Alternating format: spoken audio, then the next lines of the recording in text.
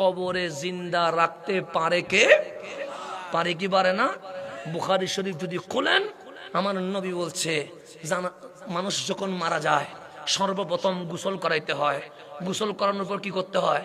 কাফন পরাইতে হয়, কাফন পরানোর পর কি করতে হয়? জানাজা করতে হয়, জানাজা করার পরে মানুষ কি লাশটা রাখি দে? এটা কোথায় নিয়ে যায়? কবরস্থানে নিয়ে যায়। কবর দেওয়ার পরে বাবা, চাচা, মামা, ফুফা, খালো সবাই কি কবরে বসে থাকে? জিয়ারত শেষ করে দোয়া করে কি হয়ে যায়?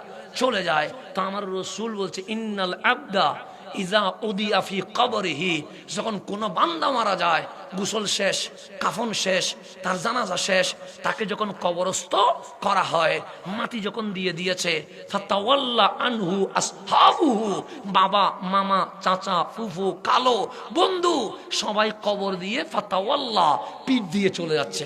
কি দিয়ে চলে যাচ্ছে? এখন বলেন, কবরের ভিতরে কোনো ছিদ্র আছে? দরজা আছে? আওয়াজ যাওয়ার মতো কোনো জানালা আছে? কিন্তু আমার নবী বলতেছে উনি তো কবরে, তাহলে আওয়াজ যাওয়ার কোনো কি নাই, সুযোগ নাই। এখানে যদি সাউন্ড বক্স মাইক না দেন, বেশি হইলে 10 হাত 5 হাত শুনবেন, এরপরে কি আমার আওয়াজ যাবে? যাবে না। আমাকে চিল্লাইতে হবে, চিল্লানোর পরেও পিছন থেকে বলবে হুজুর শুনি না, শুনি না, কি বলতেছেন এগুলা? তাহলে মাইকও লাগবে, সাউন্ড বক্সও লাগবে।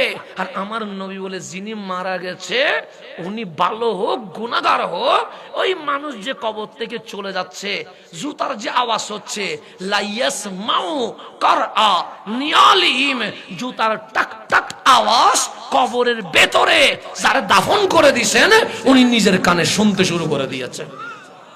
পাওয়ার বাড়ছে না কমে গেছে? কেমন বাড়ছে? কবরের ভিতর থেকে জুতার আওয়াজ শুনতেছে। বুখারী শরীফ, মুসলিম শরীফ। এখানে কোন কথা আমি আমার নিজ থেকে বলতেছি না, 200 বছর আগে লিখছি, এই কথা থেকে বলতেছি না। বুখারী শরীফ ইয়াসমাউ, সামিয়া ইয়াসমাউ মানে শুনে। কে শুনে? কবরের ভিতরের মানুষটা কি শুনে? কারা আওয়াজ। কিসের আওয়াজ? সে নিয়ালিহিম, তাকে যারা কবরস্থ করেছে তারা যে চলে যাচ্ছে, সেই জুতার আওয়াজ ওই কবরের ভেতরে যিনি মারা গেছে উনি কি করে? শোনে। যখন অনেক দূরে চলে যায়, কবরস্থানের কোনো আওয়াজ আছে নাই, তখন কি হয়? ফাআতানে মালাকান, 2 জন ফেরেশতা আসে। কয়জন ফেরেশতা? নাম কি? মুনকার, নাকির। এই 2 জন এসে আপনি কিভাবে শুয়াইছেন? এমন ভাবে শুয়াইছেন, এখানে দাঁড়ানোর, বসানোর, লড়ার কোনো সুযোগ আছে?